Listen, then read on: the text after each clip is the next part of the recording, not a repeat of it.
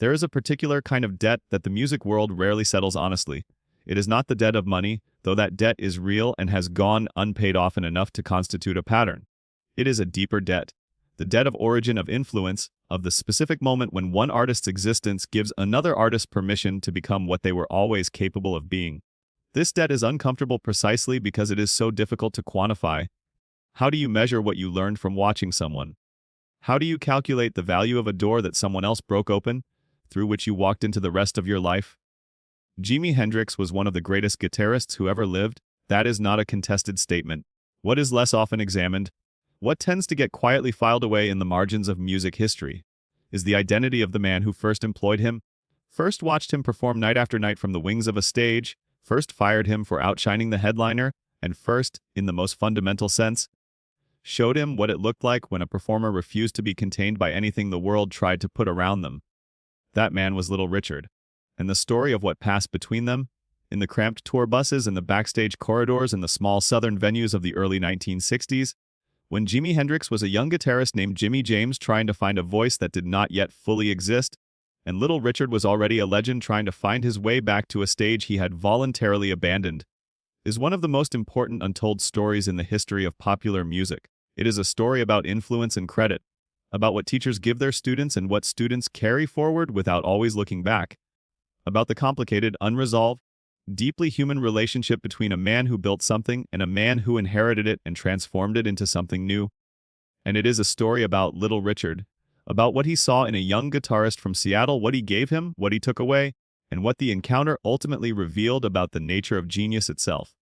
But to understand what Jimi Hendrix found in Little Richard's band, you first have to understand what Little Richard was doing in the early 1960s, and why the man who had produced Tutti Frutti and Good Golly Miss Molly and changed the world was now playing smaller venues and trying, imperfectly and sincerely, to rebuild something he had walked away from at its peak. The departure had been total. In 1957, at 24 years old, Little Richard had walked away from rock and roll with a completeness that stunned the music industry. He had thrown his jewelry into an Australian river. He had enrolled in theology school. He had recorded gospel music and preached and worn plain clothes and lived, as completely as he could manage, inside the church that had formed him rather than the industry that had made him famous. But the music had called him back, it always called him back. By the early 1960s he was performing again, not with the full commercial infrastructure of his late 1950s peak, but performing nonetheless, working smaller venues and regional circuits, rebuilding an audience that had partially moved on in his absence. The British invasion was beginning to reshape American popular music. The Beatles, who had studied Little Richard with the devotion of serious students, were becoming the biggest group in the world. The cultural landscape that Little Richard had helped create was being redrawn by people who had learned from him. He was assembling touring bands. Working musicians, mostly young, mostly unknown, willing to travel and play hard and learn fast. He needed guitarists, rhythm sections, performers who could keep up with the specific demands of being on stage with Little Richard, which were, by any reasonable measure, extraordinary demands. Into this context, sometime around 1964, came a young man named James Marshall Hendrix. He was 21 years old. He had been born in Seattle, raised in circumstances that were difficult in ways that left marks, a childhood shaped by poverty and instability, a mother who struggled and was largely absent, a father who tried his best and was not always enough. He had found the guitar the way certain people find an instrument, not as a choice exactly, but as a recognition. The guitar was the language his hands had been looking for before he knew he was looking. He had been playing for years by the time he found his way into Little Richard's orbit. He had served in the Army, a paratrooper with the 101st Airborne Division, and had been discharged early, reportedly for reasons related to his difficulty conforming to military discipline, a difficulty that would characterize his relationship with all forms of institutional authority for the rest of his life. After the Army, he had been playing in various rhythm and blues bands across the South, working the Chitlin Circuit, the network of black-owned venues and theaters that provided performance opportunities for black artists in the era of segregation. He was not yet Jimi Hendrix, he was Jimmy James, a hired guitarist, working for whoever would have him, playing other people's music in other people's bands, absorbing everything around him with the quiet, total attention of someone who understood that what he was doing now was preparation for something he could not yet fully name. When he joined Little Richard's touring band, he was one musician among several, not the star, not the featured performer, a sideman, present to support the headliner, expected to serve the show rather than direct it. This was the understood arrangement in the touring bands of that era, and most young musicians accepted it without difficulty. Jimmy James did not accept it without difficulty, and that difficulty would define and ultimately end his tenure with Little Richard, but not before something essential had passed between them. What Hendrix encountered in Little Richard's band was unlike anything he had experienced before. He had been in performing contexts, clubs, dances, military venues, where music was functional, where the job was to fill a room with sound and keep people moving. Little Richard's show was something categorically different. Little Richard on stage in the early 1960s was not operating at his commercial peak, but he was still Little Richard. The energy, the physical totality of the performance, the refusal to do anything at less than complete commitment, these things had not been diminished by the years away from rock and roll or by the complicated spiritual history that had preceded his return. If anything, they had been intensified. He was a man who had walked away from the thing he was made to do and come back to it, and the return carried a gratitude and a ferocity that gave the performances an additional dimension beyond mere entertainment. He played as though every show might be the last one. He always had. But now there was a specific quality of awareness behind the playing, the awareness of a man who knew what it felt like to choose against the music, and who had chosen back toward it, and who was not going to waste a single note of the opportunity. Hendrix watched all of this. Night after night, from his position on stage and from the wings when he was not playing, he watched Little Richard perform.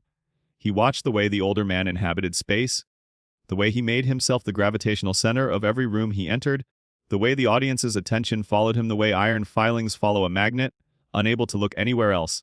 He watched the relationship between the performer and the crowd, not a one-way broadcast, but a genuine exchange, Little Richard reading the room and the room responding and the exchange building into something that neither party could have produced alone. He was learning. Not consciously, not with a notebook and a set of objectives. He was learning the way musicians learn from each other when they share a stage, through absorption, through proximity, through the gradual accumulation of observation that eventually becomes instinct.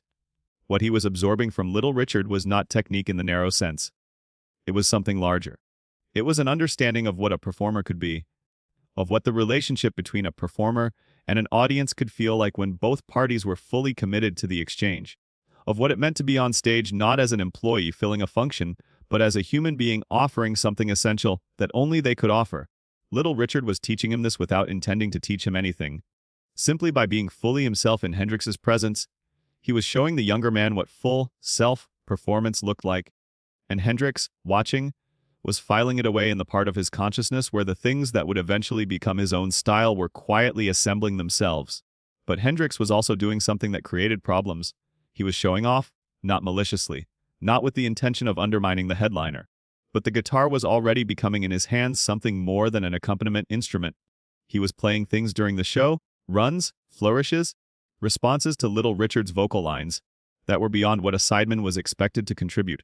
He was drawing the audience's attention toward himself. He was, simply by playing the way he naturally played, competing with the person whose name was on the marquee. This was not acceptable. In the economy of a touring show, the hierarchy was clear. The headliner was the star, the band was the support, and support did not outshine the star. This was not vanity on Little Richard's part. It was the fundamental architecture of how touring shows functioned, an architecture that existed for practical and economic reasons that any working musician of that era understood. Little Richard understood it, and Jimi Hendrix, whatever he understood intellectually, could not, in practice, stop himself from playing at the level he was capable of playing. His hands would not cooperate with the requirement to be smaller. The music that came out of him when he was fully present was the music that came out of him, and trimming it to fit the supporting role was something he was constitutionally incapable of sustaining. There were conversations. There were warnings. There were attempts to renegotiate the unspoken agreement that a sideman should remain subsidiary to the star. And then Little Richard fired him. The firing was not dramatic. It was the ordinary end of a professional arrangement that had stopped working for both parties. Richard needed a guitarist who could subordinate his playing to the needs of the show. Hendrix needed a context in which his playing could exist at its full dimension. These needs were incompatible, and the arrangement ended accordingly. But what had happened in the months between Hendrix's arrival in the band and his departure from it was not nothing. It was, in fact, something that neither man fully understood at the time, something that would only become legible in retrospect. As Hendrix went on to become one of the most revolutionary figures in the history of the electric guitar, and Little Richard watched the younger man's ascent from a distance that was sometimes comfortable and sometimes not. What Little Richard had given Hendrix was not a guitar lesson. It was a demonstration, a living, breathing, nightly demonstration of what it looked like when a performer stopped managing their own energy and simply released it, when the gap between the person off stage and the person on stage collapsed entirely, when the performance ceased to be a service provided to an audience and became something more like a conversation, equal, reciprocal, transformative for both parties.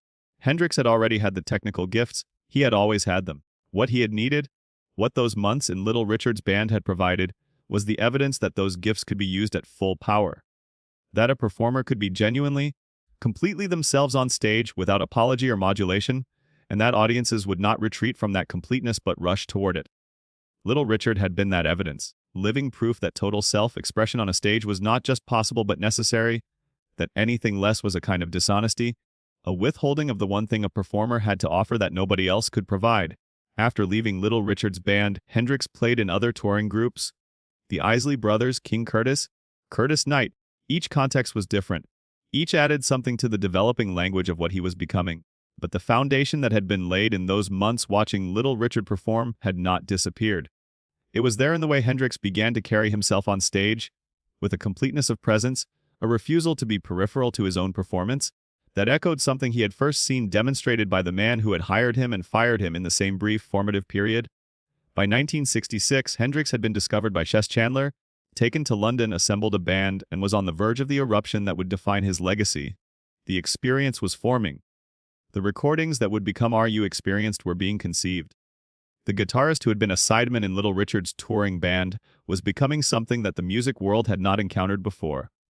A performer whose relationship with the electric guitar was so intimate, so inventive, so physically total, that it seemed to transcend the instrument itself and become something more like an extension of the human nervous system.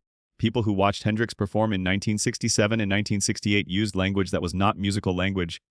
They said it felt like a force of nature. They said it felt like something sacred. They said it felt like permission to be fully inside an experience, to surrender to it completely, to let it move through you without resistance. This language should sound familiar. It is the language that people had been using to describe Little Richard's performances since 1955. The lineage was there, running beneath the surface of Hendrix's revolutionary style, audible to anyone who knew where to listen. The question of credit is a complicated one. Hendrix spoke about Little Richard in interviews. Not always, not with the consistency that full acknowledgement would have required, but he spoke about him. He acknowledged the influence. He named the debt, in general terms, as one among the various debts that shaped his musical formation. But the acknowledgement was never quite proportionate to the reality of what Little Richard had represented in Hendrix's development. This was partly the nature of influence. The things that shape us most fundamentally are often the hardest to articulate, precisely because they have become so internalized that their external origin is no longer clearly visible. Hendrix had absorbed what Little Richard demonstrated so completely that it was difficult, perhaps, to see it as something received rather than something innate. And partly it was the music industry's tendency to flatten complex lineages into simpler narratives. Hendrix was revolutionary. His revolution was understood as a break from what had come before rather than as a continuation and transformation of it. The connection back to Little Richard, back to the gospel-trained, Pentecostal church-formed rhythm and blues-rooted black performer from Macon, Georgia, who had been doing something recognizably related to what Hendrix was doing a decade before Hendrix became Hendrix, was not a connection that the dominant music narrative was particularly invested in tracing. Little Richard noticed. He spoke about it in his characteristic way, directly, without pretense, with the particular combination of humor and genuine grievance that characterized his public commentary on most things. He had employed Jimi Hendrix. He had watched him develop. He had, in a sense, provided the earliest professional context in which the elements of Hendrix's eventual style had begun to coalesce. And then Jimi Hendrix had become Jimi Hendrix, and the story of how he got there had been simplified in ways that obscured certain origins. This was not an isolated experience for Little Richard. It was, in fact, a pattern that defined much of his relationship with his own legacy, the experience of being the source of something enormous that then traveled outward and became associated primarily with other names and other faces. Elvis Presley had absorbed his energy. The Beatles had built their early identity on his foundation. Pat Boone had covered his songs for white radio audiences and achieved chart positions that Richard could not always access in the same markets. The redistribution of his contributions had been systematic and ongoing for decades. Hendrix was a different kind of case. Hendrix was not a white artist absorbing and repackaging black musical innovation for white audiences. He was himself a black artist, himself subject to the industry's complicated and inequitable treatment of black performers, himself navigating a music business that was structured to take more than it gave. The debt between them was not the debt of appropriation, but the debt of influence. Something more intimate, more complicated, and ultimately more difficult to fully acknowledge. Because acknowledging it fully would have required Hendrix to say, "I watched a man be completely himself on a stage, and that watching taught me something that I could not have learned any other way." And that kind of acknowledgement, that vulnerable, specific, human admission that your own gifts were partly nurtured by proximity to someone else's, is among the most difficult things one artist can say about another. Little Richard lived long enough to see Jimi Hendrix die young, in September 1970 at 27 years old, before the full scope of what he had built could be surveyed. He lived long enough to watch Hendrix's legacy grow in the years and decades after his death, to watch the younger man ascend in the public understanding to a position of unchallenged greatness in the history of the electric guitar and of rock music broadly. He lived long enough to speak about all of it, about the hiring and the firing, about the months they had shared on tour, about what he had seen in the young guitarist, and what he thought had happened to those gifts in the years that followed. He spoke about it with less bitterness than the circumstances might have justified. He spoke about it with something closer to complicated pride, the pride of a teacher watching a student surpass the teacher, mixed with the frustration of a pioneer watching the path they had opened become a road that others were credited with having built. He spoke about Jimi Hendrix the way he spoke about all the artists who had come after him and built upon what he had done, with the clear-eyed recognition of someone who knew exactly what he had contributed and did not need external validation to confirm it, but who also understood, with equal clarity, that the world's accounting of these contributions had been consistently and consequentially incomplete. What he had given Jimi Hendrix was not a gift in the formal sense. It was not intentional mentorship or deliberate instruction. It was something more accidental and more fundamental, the gift of witnessing, the gift of being present, fully present, in the life of a younger artist at the exact moment when that younger artist needed to see what full presence looked like. Hendrix had seen it. He had carried it forward. He had transformed it into something new, something that bore his own unmistakable signature, something that would influence generations of musicians in its own right. The chain of transmission continued, but the chain had a beginning. And the beginning was a man from Macon, Georgia, who had learned to make sound do things that sound had not previously been asked to do, who had taken the gospel out of the church and the rhythm and blues out of the clubs, and combined them into something that the world had not yet named, and who had stood on a stage and demonstrated, night after night, what it looked like when a human being refused to be anything less than the full version of themselves. That demonstration had reached Jimi Hendrix. It had reached Elvis Presley and the Beatles and James Brown and Prince and every other artist who had encountered Little Richard's work and been permanently altered by it. It had reached the audiences in the clubs and theaters and arenas who had felt something shift in their understanding of what music could do and what a human body could express. The chain was long. The chain was still extending, and at the beginning of it always was the boy from Macon who had sat in a church pew and felt the gospel move through him and understood, with a certainty that no amount of theological conflict could ever fully dislodge that this specific particular, unrepeatable thing that happened when music and a human being were fully committed to each other was what he had been put on earth to do. He did it. For 60 years, against every obstacle and through every conflict and across every departure and return, he did it. He gave the world the sound of total commitment. He gave younger artists the evidence that it was possible. He gave Jimi Hendrix, in the months they shared on tour, a demonstration that the young guitarist carried forward into the most revolutionary guitar music of the 20th century. The debt was real. The debt was large. The debt was never fully paid in the public accounting, because the public accounting of these things has always been imperfect and often unjust. But the music paid it. Every time someone hears Hendrix play and feels that specific thing, that sense of a human being in complete communion with their instrument, holding nothing back, offering everything, they are hearing, underneath Hendrix's revolution, the echo of Little Richard's demonstration. The teacher and the student. The source in the river. The gospel boy from Macon in the electric cathedral that Jimi Hendrix built. Some debts are not paid in words.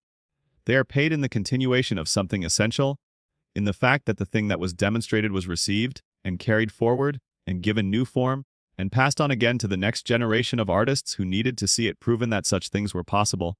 Little Richard proved it first. Jimi Hendrix proved it next. And the proof, in both cases, is still reverberating.